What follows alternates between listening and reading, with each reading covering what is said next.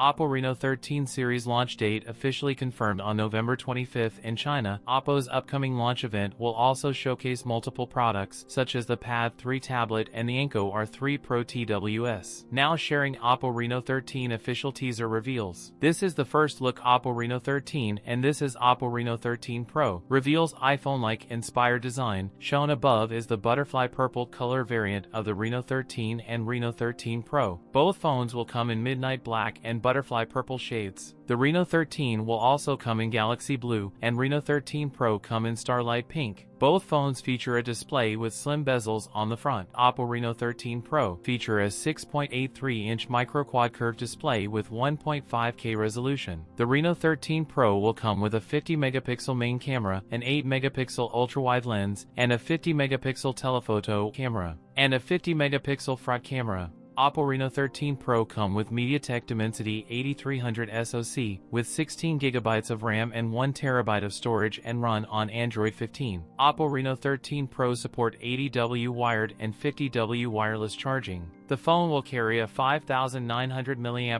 battery. That's it for today's video. If you enjoyed it, don't forget to like, comment, and subscribe for more content. Thanks for watching, and I'll see you in the next one.